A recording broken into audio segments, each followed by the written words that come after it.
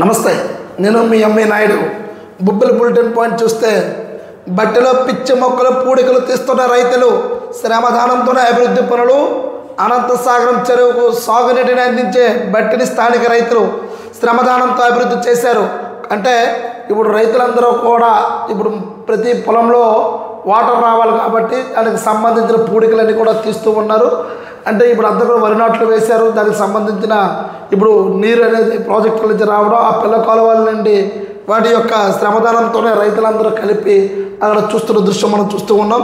పింగళ వెంకయ్య జయంతి వేడుకలు, జాతీయ పతాక రూపకర్త పింగళ వెంకయ్య జయంతి వేడుకలు స్థానిక సత్యసాయి జూనియర్ కళాశాలలో విద్యార్థి ఐకాస ఆధ్వర్యంలో శుక్రవారం నిర్వహించారు.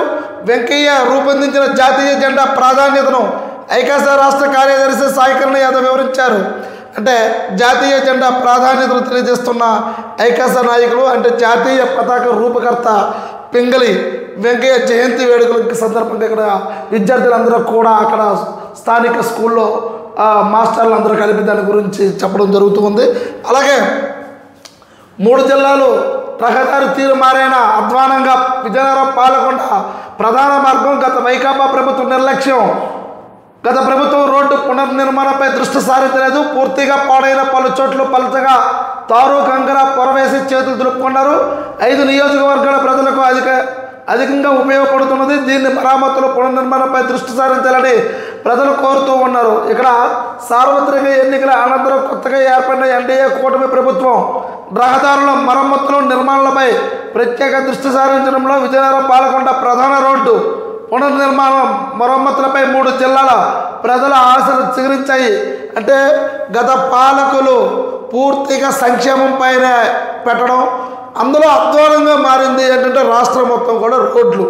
ఈ రోడ్లపై పూర్తిగా గాలికి వదిలేశారు. అందులో విజయనగరం జిల్లా ఇక్కడ అధ్వానంగా మారే పూర్తిగా అయితే మాత్రము ఇది పలు చోట్ల చాలా తక్కువ కంకరలతో వీటిపైన వేసేసి ఇది పూర్తిగా చెడిపోయినట్టు చూస్తూ ఉన్నాం. అలాగే అధ్వానం విజయనగరం టు పాలకొండ, విజయనగరం జిల్లాలో అయితే మాత్రం ఒక పాలకొండ అని కాదు, ఒక బొబ్బులని కాదు, ఒక గజపతి నగరం అని కాదు, మొత్తం నియోజకవర్గాలన్నీ కూడా మొత్తం అతలాకుతలం అయిపోయాయి రోడ్లు.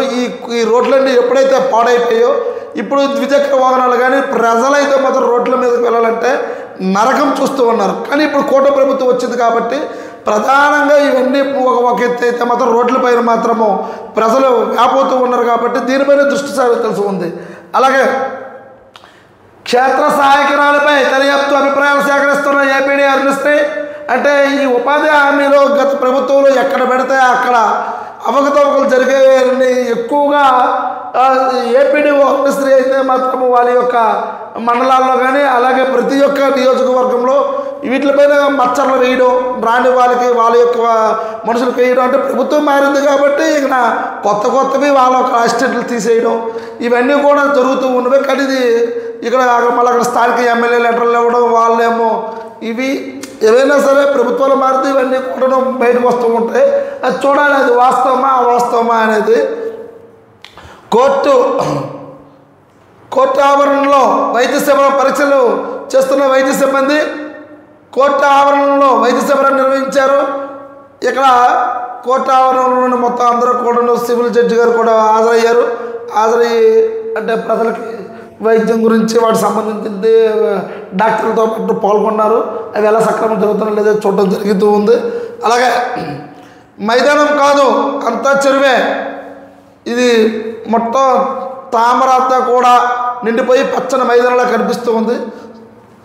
ఎకరాలుగా సాగునీరు అందాలి. ప్రస్తుతం ఖరీఫ్ పంటలు అయినా నీరు లేక మొత్తం కూడా ఇక్కడ పిట్ట తామరతో పొలాలు మొత్తం కూడా అక్కడ ఉన్న చెరువు అంతా కూడా అలా తయారైంది.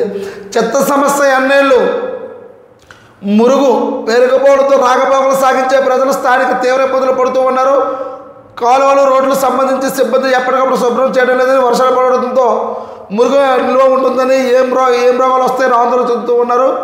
అంటే పారిశుద్ధ్య కార్మికుల్లోనైతే మాత్రమే కాదు అక్కడ అప్రమత్తవలసింది అధికారులు. వీటి వల్ల ఏం రోగాలు వస్తాయి అని ప్రజలందరూ వాపోతూ ఉన్నారు. ఇది చూస్తూనే ఉన్నాం.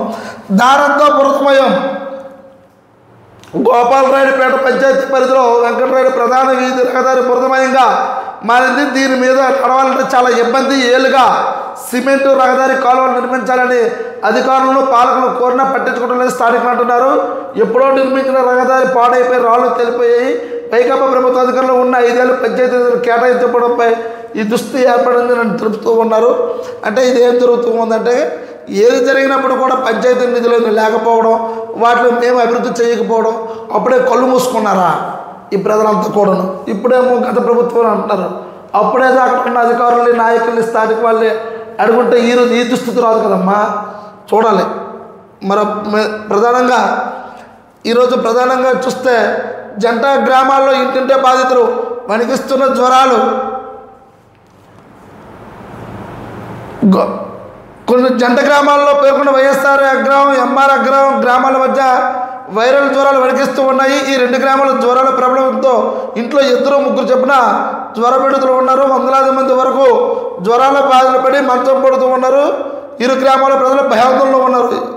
ఎస్ఆర్ అగ్రహారంలో టైఫాయిడ్తో బాధపడుతున్న తండ్రి కొడుకులు, జ్వరాలతో బారిన పడిన కీళ్ళ నొప్పులతో భార్యాభర్తలు. ఈ 2 గ్రామాల్లో జ్వరాలతో పాటు కీళ్ళ నొప్పులు, కండరాల నొప్పులు, ప్లేట్లెట్స్ తగ్గిపోవడం వంటి సమస్యలతో బాధపడుతూ ఉన్నారు. అంటే ఈ యొక్క పూర్తి స్థాయిలో ప్రతి ఇంటిలో కూడా ఈ జంట నగరాల్లో గ్రామాలుగా ఉంటున్న ఇక్కడ ప్రజలు ప్రతి ఇంట్లో 2-3 అనేవాళ్ళు జ్వరాలతో కీళ్ళ నొప్పులు ఇవన్నీ కూడా బాధపడుతూ ఉన్నారు.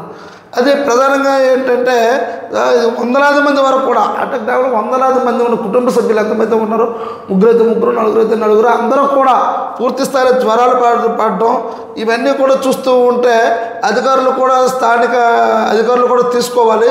అదుపులో వచ్చేందుకు గ్రామాల్లో విజృంభించిన జ్వరాలు కూడా స్థానికులు కోరుతూ ఉన్నారు. టైఫాయిడ్ అధికంగా ఉంది.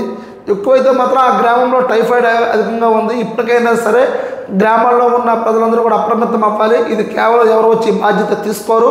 ఈ బాధ్యత తీసుకోవాల్సిన మనవంతు సాయం అక్కడ ఉన్న హెల్త్ డిపార్ట్మెంట్ వారు కూడా అక్కడ పర్యవేక్షించాలి పూర్తి స్థాయిలో.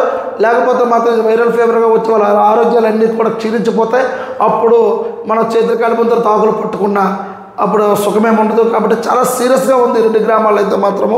ఇది చూడవలసిన అవసరం అయితే మాత్రము హెల్త్ డిపార్ట్మెంట్ వాళ్ళు చూడాలి. చూస్తూనే ఉండండి ఎంఈ న్యూస్. నేను మీ ఎంఈ నాయుడు.